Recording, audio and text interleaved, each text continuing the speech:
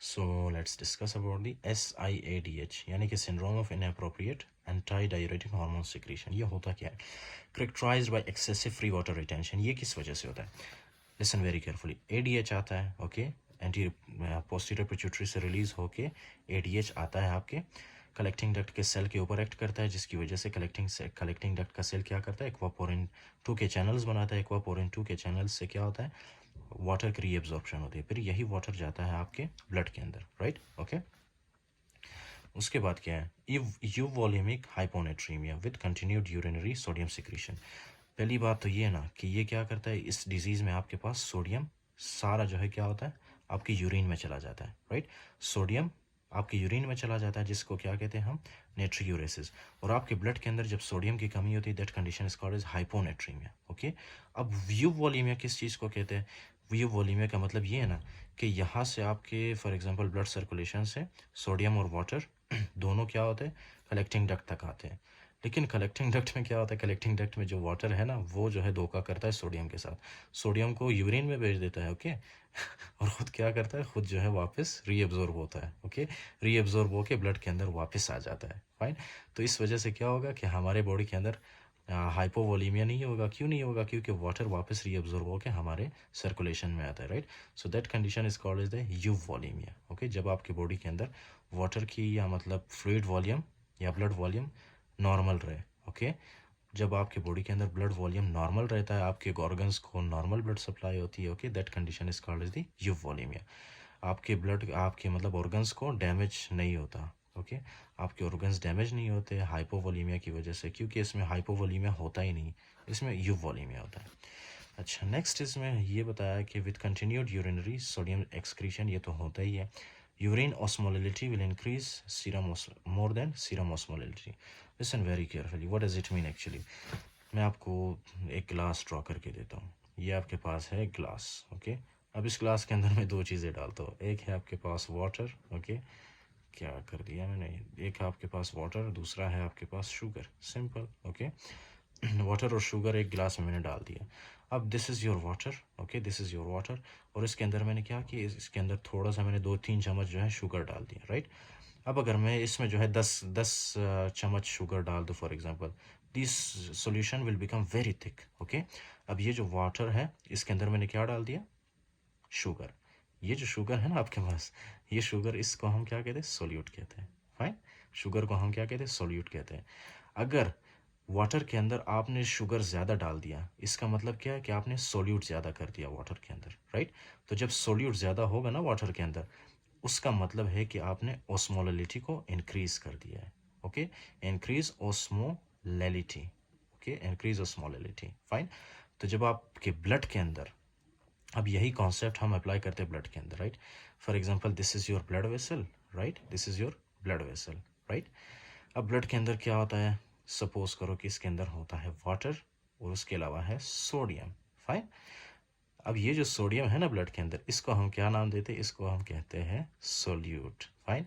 और SIDH में क्या होता है आपकी बॉडी में, SIDH में जो है ना, ये जो सोडियम है ये आपकी बॉडी से, यानी ये जो सोल्यूट है ये आपकी बॉडी से सारा निकल जाता है आपकी यूरिन के थ्रू. जब ये आपके यूरिन के अंदर सोडियम की कॉन्सेंट्रेशन ज़्यादा होती है, okay, this is called is the increase osmolality of the urine, okay. Increase osmolality of urine, इसका क्या मतलब है कि यूरिन के अंदर सोडियम की कॉन्सेंट्रेशन ज़्यादा है. क्यों? क्योंकि सोडियम सारा यूरिन के अंदर वेस्ट हो रहा है, फाइन. उसके बाद है जब सोडियम की कॉन्सेंट्रेशन ब्लड के अंदर कम होती है, okay, this is sodium and this is reduced sodium in the blood.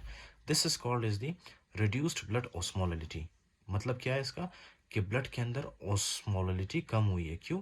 क्योंकि ब्लड के अंदर सोडियम की कॉन्सेंट्रेशन कम हुई है, और सोडियम क्या है हमारे पास, एक सोल्यूट है, fine, okay. This is what happens.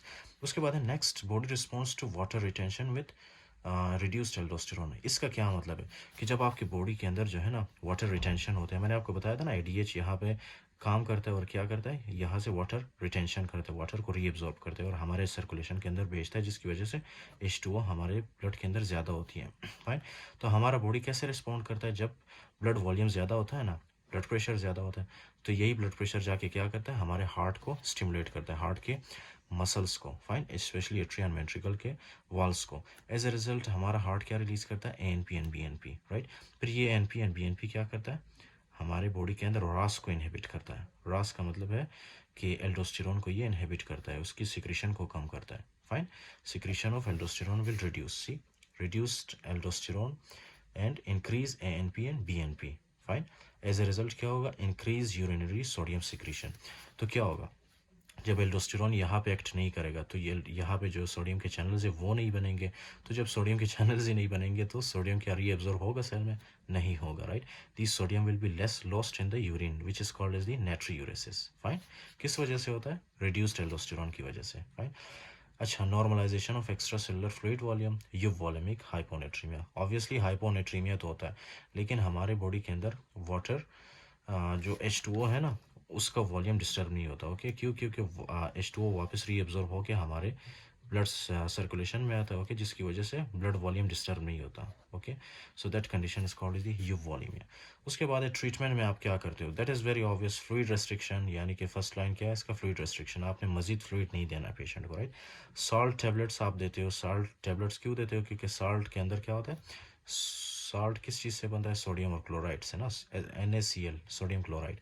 तो ऑब्वियसली सोडियम ही तो चाहिए हमें। ओके, तो इसलिए सॉल्ट टेबलेट्स दे सकते हैं, IV हाइपरटोनिक सलाइन दे सकते हैं, डायूरेटिक्स। ओके, डायूरेटिक्स क्या करता है, आपके बॉडी के अंदर से एक्सेस फ्लूइड को बाहर निकालता है। ओके, फिर ADH एंटागोनिस्ट्स भी दे सकते हैं, जो कि क्या करता है, ADH की सिक्रीशन को यहाँ से कम करता है, राइट। ADH के रिलीज को यहाँ से कम करता है। जब ADH नहीं होगा तो वाटर रिटेंशन नहीं होगा। फाइन, कौन से हैं आपके पास ADH एंटागोनिस्ट्स, कॉनिवेप्टन, टोल्वेप्टन, डिमेक्लोसाइक्लिन, राइट, डिमेक्लोसाइक्लिन वगैरह, ये आपके पास है कुछ ADH के एंटागोनिस्ट्स। फाइन, अब ADH कॉजेज़ क्या है इसकी, SIADH की कॉजेज़ क्या है, सबसे पहले आपके पास हेड ट्रॉमा और CNS डिसऑर्डर, सिंपल।